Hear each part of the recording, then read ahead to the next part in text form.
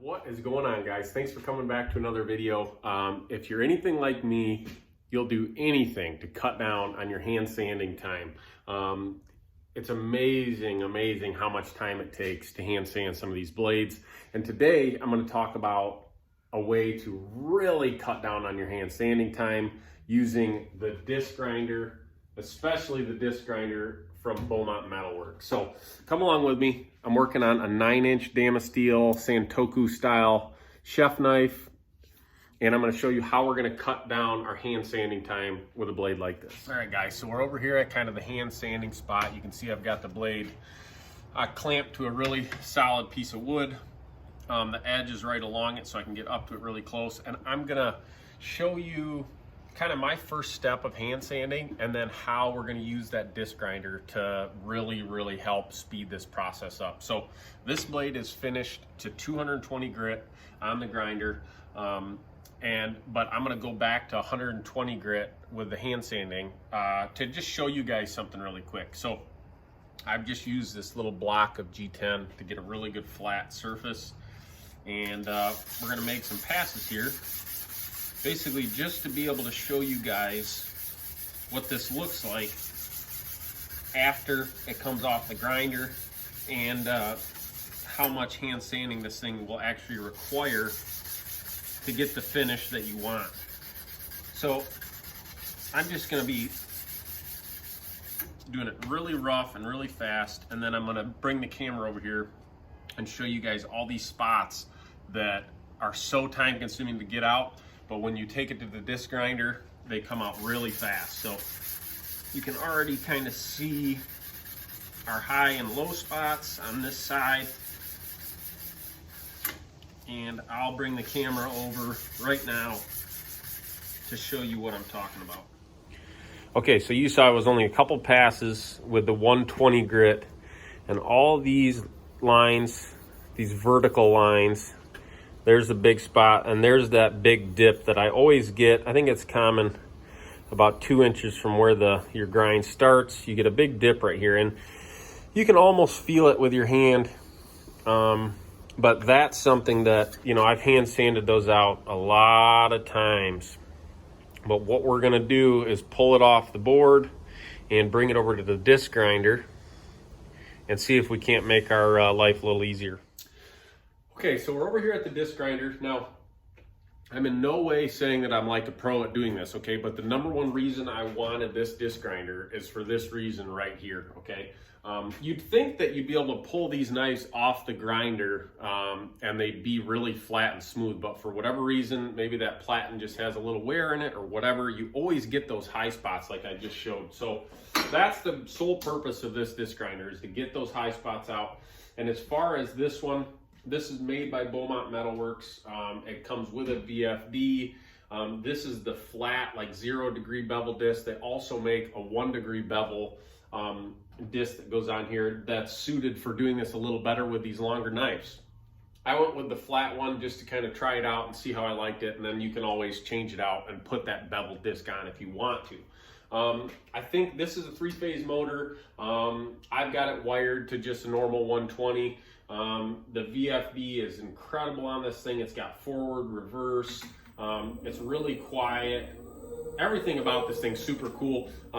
And then I picked up some of this stuff, maybe hold it the right way, feathering disc adhesive made by 3M. I'll put it in the link below probably if I can find it.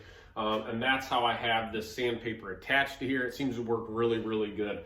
I've got 120 grit paper on here right now to try to get rid of those spots, and it's pretty fresh. I've only used it like one other time, this piece. So we're gonna see how that holds up. That's that Rhino wet sandpaper as well, which I always use.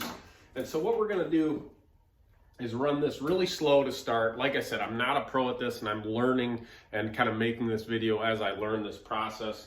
I'm gonna run it really slow and just watch. You can really, those high spots are just, they stick out a lot. You can see them really good right there that are the darker spots.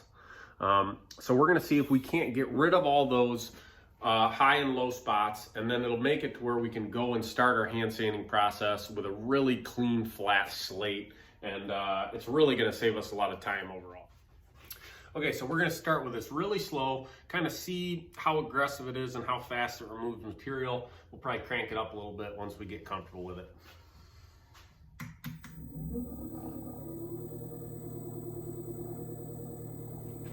So right there, I'm at 30% power.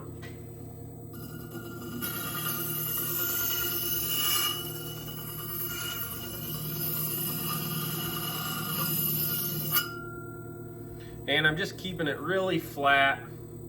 You can see our first pass took a little off the high side.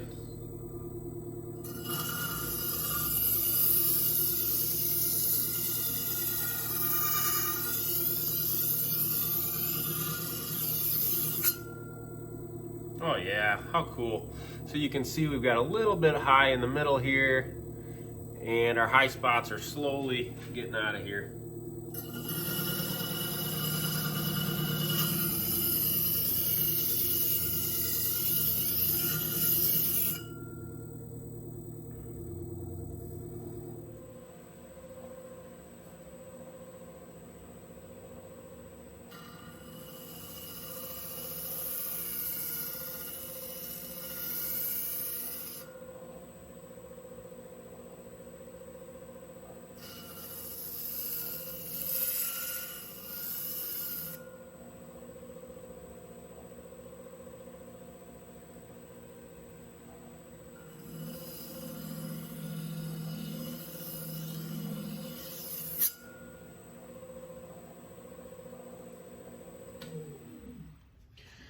Okay, so I put it back over here in the hand sanding spot.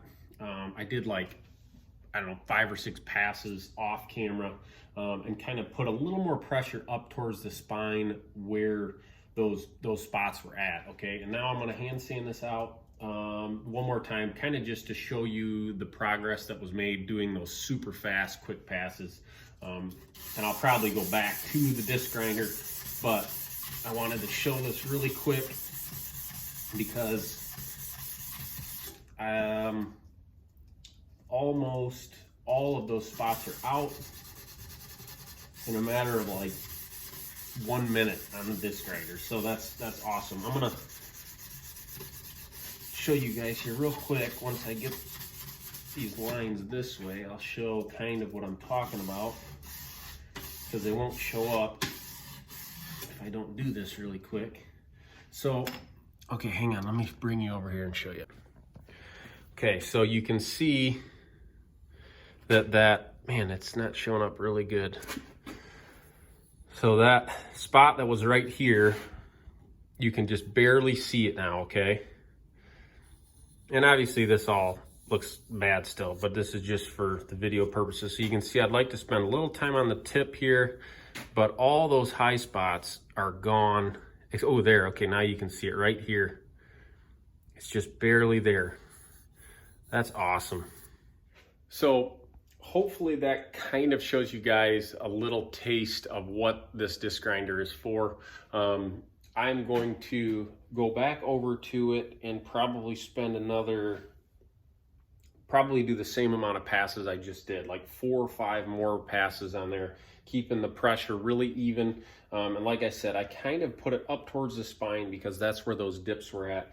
I've got a couple low spots down towards the blade, but you can see getting that disc grinder literally will save me over an hour of time hand sanding this big blade. So I'm already super impressed with it. The quality of this one is insane. There's a bunch of different companies that make these things, but I'd highly, highly recommend checking this one out. I'll put a link down below for it. Just really, really good quality product. So that being said, I'm gonna go back to the disc grinder, finish this side, hit the other side, and then I've got a little bit of hand sanding left here, and we'll be good to go. So like always, guys, hope you learned a little something from this. I plan on putting some more content out using this disc grinder once I figure it out a little bit more, but I can already tell it's a game changer. Thanks for checking out the video, guys.